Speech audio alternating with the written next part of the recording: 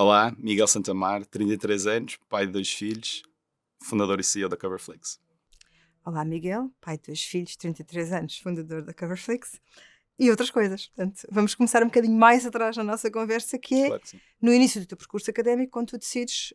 que vais estudar finanças e vais estudar fora de Portugal. E a primeira pergunta que eu gostava de fazer era precisamente a escolha, porque finanças e porque fora de Portugal. Portuense até aos 18 anos e depois aproveitei também porque tinha um percurso numa escola internacional de tentar, no fundo, experimentar uma passagem primeiro por Inglaterra, depois o objetivo sempre foi chegar aos Estados Unidos. Numa primeira fase, tentar entrar na área da consultoria, daí a parte das finanças. No fundo, tentei sempre estar próximo dos negócios, também um bocadinho com o ADN dos meus pais. E a partir daí acabei por entrar nas finanças, perceber que não era a área, queria estar mais envolvido na área do negócio, do plano de negócio,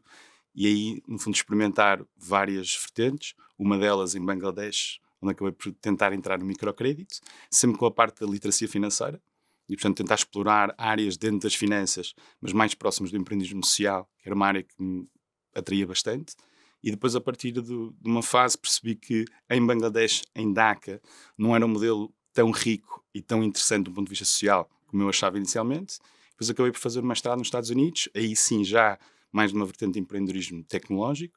e aí depois acabei por ser convidado para ir para a China. Na altura, o Jack Ma era um visiting scholar, no fundo era um professor na universidade onde eu estava em Babson, onde acaba por me cativar para entrar nesta parte do empreendedorismo social, mas também do empreendedorismo tecnológico. Vou para Hangzhou, onde é a sede da Alibaba, antes da Alibaba fazer o IPO e, portanto, antes da Alibaba ser o que é a Alibaba hoje, antes do Jack Ma ser a figura internacional que é, e, portanto, acabo por explorar e aí conheço o meu primeiro sócio, Mariano Costa Leque,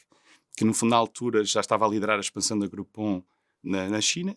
e aí acabamos por começar a discutir os primeiros modelos para virmos para Portugal. Na altura estávamos muito entre Londres, onde nós os três sócios iniciais da Uniplaces, tinham a sua base, e depois também pelo primeiro investimento da Shilling na Uniplaces, e também pelo muito falado na altura o João Vasconcelos, que era o fundador da Startup Lisboa, nos cativar de vir para Lisboa e tentar começar esta onda de empreendedorismo tecnológico, que na altura já existia, mas não era tão badalada como hoje é. A tua experiência em Bangladesh e, sobretudo, a tua curiosidade com o empreendedorismo social, depois já vamos voltar a isto numa fase mais recente daquilo que tu estás a fazer. ah, Aprendia-se com o quê? Tinhas 18 anos, portanto não sabias assim tanto, ou não sabias quase nada do que é que seria o mundo efetivo dos crescidos e dos negócios. O que é que tu achavas que ias aprender ou que podias fazer em empreendedorismo social? Acho que a parte do empreendedorismo social também nasceu muito pelo primeiro livro que eu li, do Social Business, do Muhammad Yunus, onde ele, no fundo, falava das deficiências de alguns dos modelos no fundo, das ONGs, onde poderia haver um modelo com lucro, mas não distribuído para os acionistas, e sim sempre de um apoio mais na sociedade. E, portanto, o background do meu financeiro, de estudar a licenciatura em finanças, foi realmente tentar perceber toda esta questão da literacia financeira, e criava muitas dúvidas de porque é que nós, durante o secundário, não aprendíamos mais sobre literacia financeira. E lembro depois, na altura, curiosamente, mais tarde, quando venho a criar a Coverflakes, vem muito por uma conversa que eu tive com a minha mulher, com a Flávia, onde nós estávamos a discutir, no fundo, tentar perceber o pagamento, no fundo, do salário bruto para o líquido e os descontos e como é que isto funcionava. Isto sempre teve muito interesse na parte de como é que nós conseguimos, no fundo, nós trabalhamos para receber um salário para depois podermos, no fundo, usufruir de uma vida melhor. E a parte financeira é algo que para mim era crucial na sociedade, mas que se ensinava muito pouco, tanto de um ponto de vista técnico, mas também de um ponto de vista social. E o empreendedorismo social acaba quase por juntar estes vários mundos, e isso foi o meu primeiro interesse. Sempre acabei por também, durante o verão, uma das vantagens que havia também em estudar fora é que nós, no fundo, tínhamos 3 a 4 meses durante o verão para explorar um bocadinho novas áreas. Portanto, explorei a área da banca, onde estagiei aqui no BPI, em Portugal, e acabei também depois de ter a felicidade de não só fazer alguns estágios fora, mas um deles em Bangladesh, onde depois aí sim entrei um bocadinho mais a fundo na área do microcrédito, onde a ideia sempre foi tentar perceber na altura, um dos melhores conceitos de microcrédito no mundo, para depois conseguir transportar também para Portugal e depois provavelmente para a América do Sul. E o que é que não achaste assim tão virtuoso? As tuas palavras foi um bocadinho, não Claro, era tanto aquilo que tu pensavas que acho podia que ser. no fundo todo o conceito é bastante digno e para mim fazia-me todo sentido. Quando eu acabei por chegar a DACA, foi super interessante na perspectiva de nós estarmos a mudar toda a lógica de financiamento, que era, no fundo, a qualquer pessoa, no fundo, tendo um critério, e depois eu apanhei a transição para emprestarmos dinheiro só a famílias, e nomeadamente mulheres e mães, e portanto aí no fundo tínhamos o tal risco de default, no fundo o risco de não se devolver o capital emprestado, e aí se percebeu-se que no fundo isso fazia todo sentido, esse modelo para mim era interessante, mas depois analisando as taxas de juros, e portanto pegando um bocadinho na minha base mais financeira, percebi no fundo que estava quase a roubar pessoas. Numa forma se calhar um bocadinho bruta, percebia que o risco era elevado, mas toda a conotação positiva que eu tinha com o modelo acabou por no fundo ser deturpada, e aí percebi que provavelmente não era essa a área, poderia não ser tão sustentável o modelo como eu achava inicialmente, e acabei por no fundo explorar outras áreas, e aí no fundo é a minha passagem para os Estados Unidos. Nos Estados Unidos, quando tu conheces o Jack Ma, não estávamos a viver o momento que hoje, nem que há 5 ou 6 anos estamos em relação à Alibaba. Qual foi a tua primeira impressão? O programa foi muito interessante, no fundo, de ser bastante diverso. E, portanto, vinha de uma experiência já em Inglaterra, onde, no fundo, tínhamos várias nacionalidades, mas eu nasci no Porto e os primeiros 18 anos, no fundo, eram portugueses, brancos, com muito pouca diversidade. E, portanto, eu acho que o curioso do meu programa nos Estados Unidos foi nós sermos cerca de 60,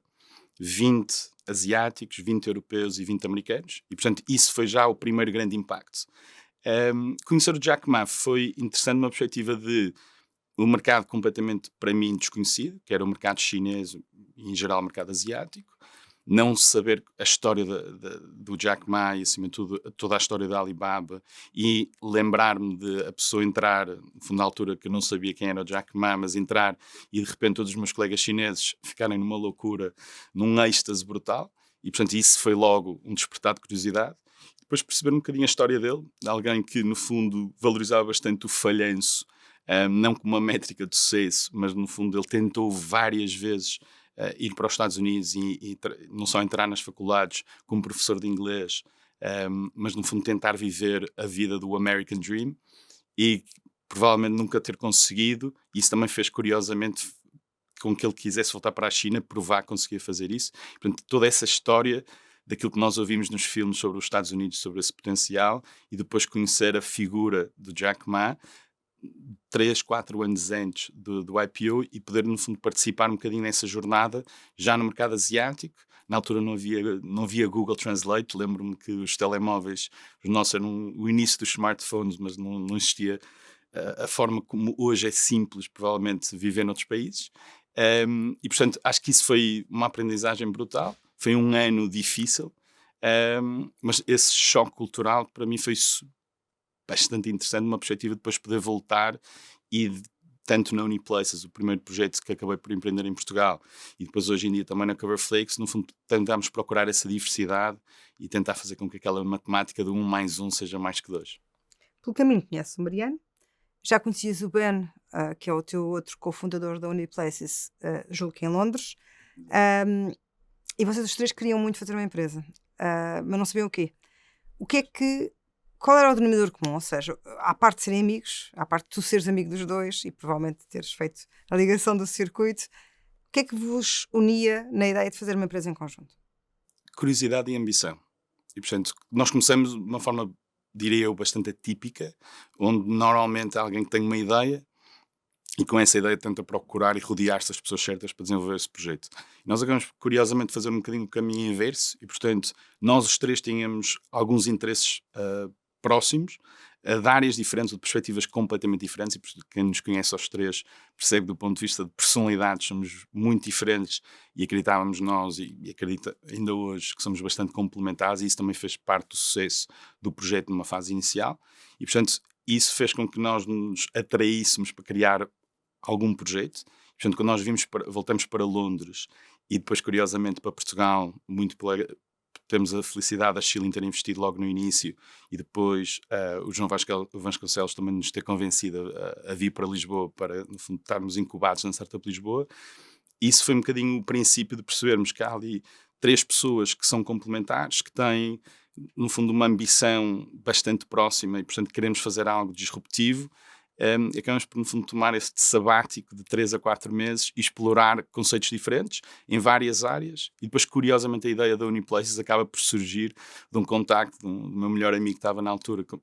presidente da Associação de Estudantes da Faculdade de Medicina de Lisboa, de ter um problema muito concreto, de ajudar os seus colegas a encontrar alojamento, e portanto não foi provavelmente uma epifania, foi simplesmente tentarmos resolver um problema muito concreto de uma pessoa próxima que achávamos que tínhamos o skill set próprio para conseguir criar essa solução para esse problema. Mas vocês, portanto, vocês vêm de Londres para Portugal e estão 3 meses em sabática. Onde é que passaram esses 3 meses? A curiosidade é que eu estava a voltar de Boston, o Mariano de Pequim e o Ben de Londres, e acabamos por parar em Viena do Castelo. E, portanto, Viena do Castelo era o local onde nós tínhamos uma casa que poderíamos ficar durante 3 meses, e portanto era a casa dos meus pais, e que isso nos permitia ficar de uma forma com custos bastante reduzidos, e portanto éramos muito jovens, e portanto eu comecei a Uniplaces com 22 anos, e portanto isso fez com que nós tivéssemos ali 3 meses para poder experimentar, também perceber exatamente os modelos de negócios que nós queríamos começar. Na altura eu lembro-me que até fomos a algumas faculdades testar alguns dos modelos, alguns dos concursos, nomeadamente o BIT, o Bring Entrepreneurs Together, que era um programa da Católica de Lisboa, onde eu acabei por conhecer também o Hugo Gonçalves Pereira da Schilling, que foi o tal primeiro investidor na Uniplaces. Portanto, isso fez com que nós nos aproximássemos e começássemos, e Viena acabou por ser um bocadinho ao acaso, um acaso feliz na nossa perspectiva, bastante diferente daquilo que nós estávamos habituados, e portanto fez esse choque cultural, não foi só de ir à China, mas foi também de voltar para a aldeia onde os meus pais tinham nascido, e isso foi interessante de explorarmos, e depois daí foi para o Porto, curiosamente, e do Porto para Lisboa, para a Startup Lisboa. Agora é quase fazer arqueologia, mas tens pena de alguma ideia que tenham tido nessa altura, nesses 3 meses, e que tenha ficado para trás, porque entretanto arranjaram um problema concreto para resolver? A pergunta é super curiosa, numa perspectiva que provavelmente nós tínhamos 13, eu lembro de termos 13 ideias, nós fomos até na altura ao primeiro Startup Weekend de Portugal, e nesse Startup Weekend de Portugal nós fizemos, se calhar, algo que era pouco convencional, nós paramos e fizemos cada um de nós um projeto. Eu tinha o tal projeto da ideia do Francisco para fazer a Uniplaces, na altura já com o nome da Uniplaces. Eu lembro do Fernando Mendes na altura até se lembrar, e nós até falarmos muito sobre porquê a Uniplaces e porquê aquele projeto concreto, e provavelmente nós os três até achávamos que os outros 2 projetos eram mais interessantes, eram mais ligados à área das viagens e no Booking for Travel, e portanto toda esta inovação que nós acreditámos que fazia sentido. E portanto a Uniplaces aí, curiosamente, como nasce de um problema muito específico, com uma solução que nós percebíamos que existia, aquilo que nós dizemos do Product Market Fit, uma solução real para um problema que realmente existia. Isso fez com que essa tração inicial fizesse com que o problema e a solução fosse muito mais concreta e muito mais específica. Isso ajudou-nos a ganhar a tração inicial, enquanto se calhar os outros 2 modelos, que eram mais esotéricos, provavelmente mais interessantes do ponto de vista intelectual, mas não ganhassem essa tal tração. E eu acho que a parte do empreendedorismo,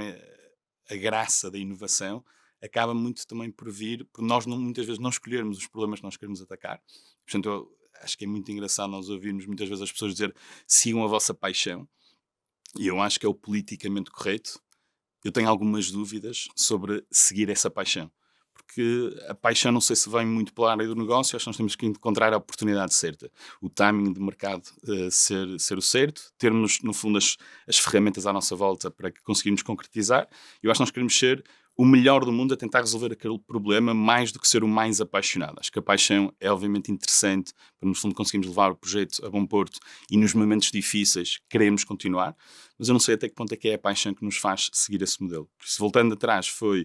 identificar um problema real, uma solução que nós conseguiríamos resolvê-la num período de tempo relativamente curto, com os recursos que nós tínhamos limitados na altura. Portanto, foi isso que fez com que nós nos focássemos durante os próximos 10 anos a desenvolver o projeto da Uniplaces, versus provavelmente outro caminho que eu acho que acaba por ser até mais digno e provavelmente mais eficiente, que é termos experiência de vida, identificar vários problemas, e muitas vezes isso acontece, que é pessoas que vão para o mundo empresarial, veem os problemas à sua frente, provavelmente com outros recursos que não são os deles, e que isso lhes permite identificar um problema concreto e depois aí sim desenvolver um plano de negócio. Portanto, eu acho que esse é o caminho, diria eu, mais normal. Nós acabamos por seguir um caminho diferente, que resultou para nós e não quer dizer que resulte para os outros. Uma coisa que não se fala muito e que é um bocadinho pôr o dedo na ferida, que é, efetivamente, muitas pessoas têm associado à ideia de ser dono da sua própria vida, ter a sua própria startup, ou ter um projeto que adora, algo que sempre quis fazer, numa área que motiva imenso e que, portanto, é perfeito.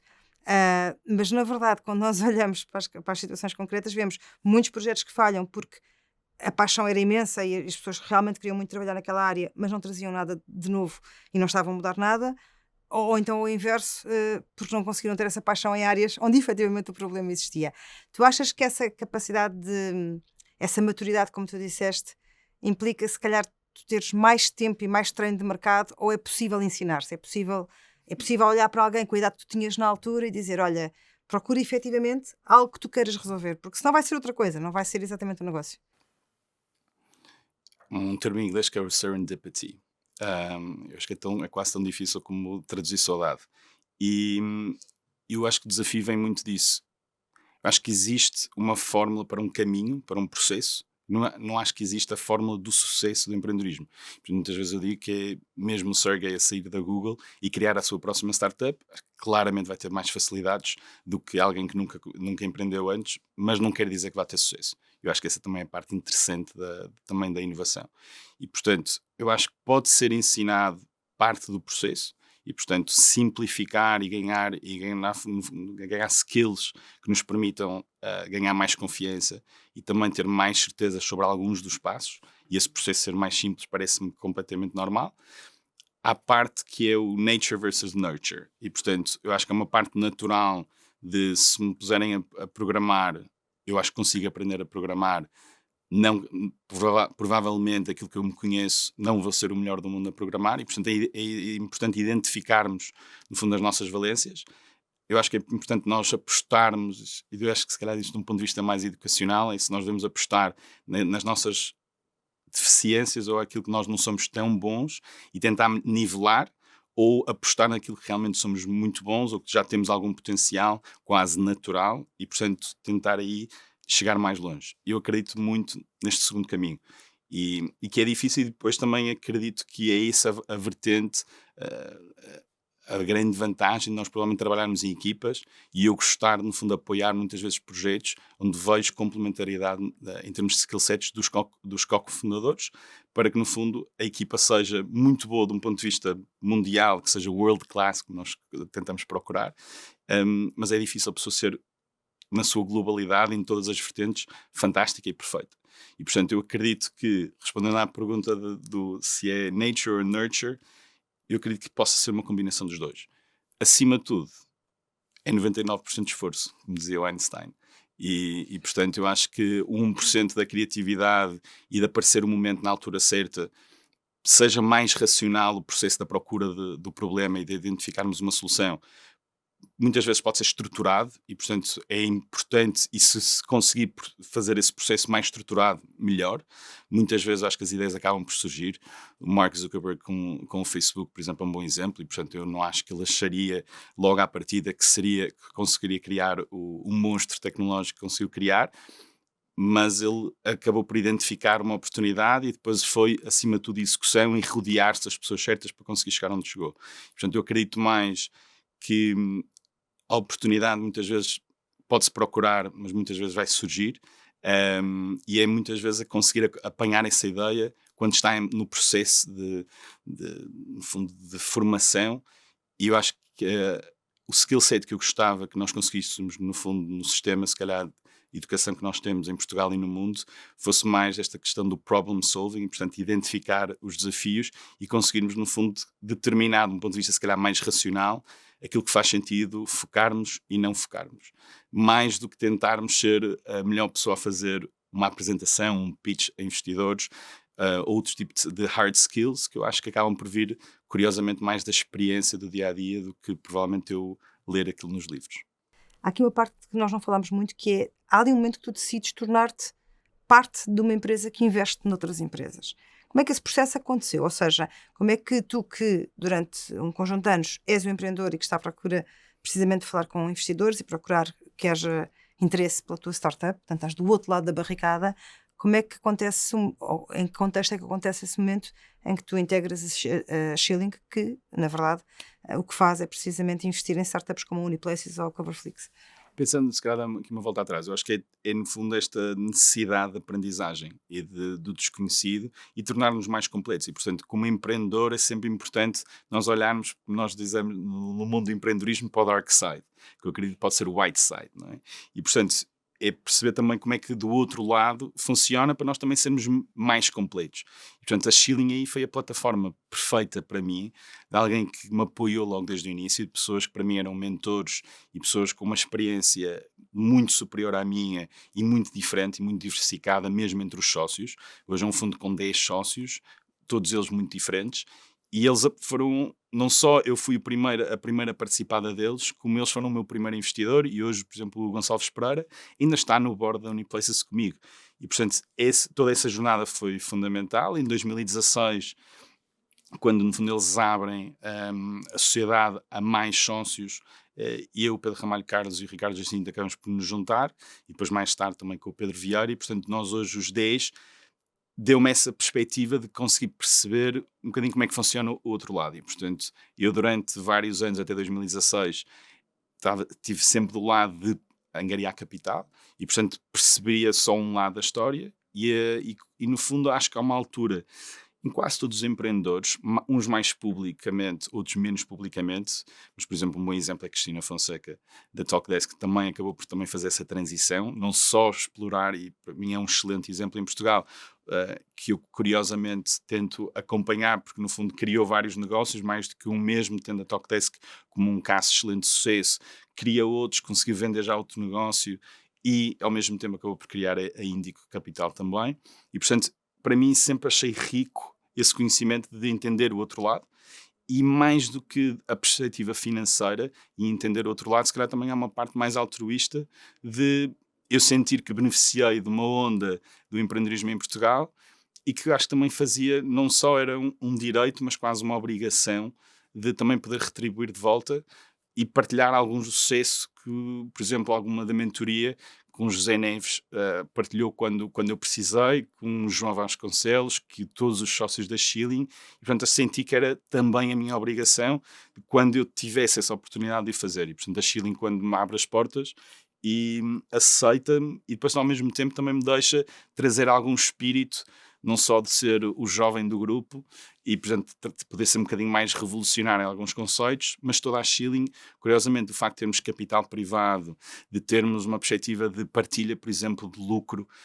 que acredito ser bastante inovador, e acredito que em Portugal vão seguir mais exemplos desses, onde parte do lucro da Shilling é redistribuída pelos empreendedores, que eu sentia que era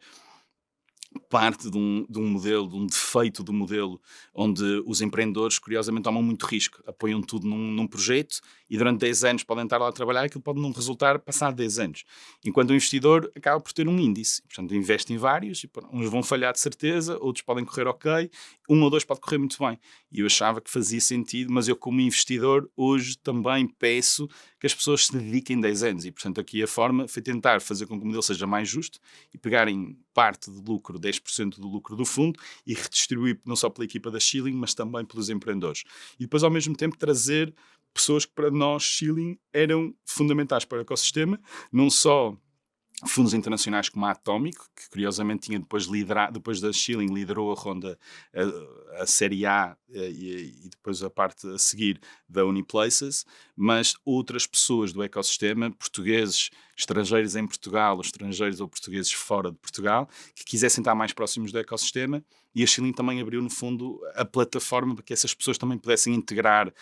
a Shilling e pudessem apoiar os projetos, com a Maria Vilas Boas a gerir a plataforma, para conseguirmos, no fundo, aproximar os investidores institucionais, a nossa equipa Shilling e os empreendedores que apoiamos, e portanto conseguir criar aí sim algo de mudança, e isso foi aquilo que me realmente apelou a querer participar na Shilling, e fazemos um fundo já hoje com bastante dimensão, e que acredito que vai ser os próximos passos. Eu também acho que aí, não só nas startups, mas no investidor institucional, também devemos pensar um bocadinho diferente e tentar fazer com aquilo que eu, se calhar, como empreendedor, gostaria que tivesse como investidor, como sócio do outro lado. E, portanto, essa foi a vantagem que eu vi em integrar a Shilling.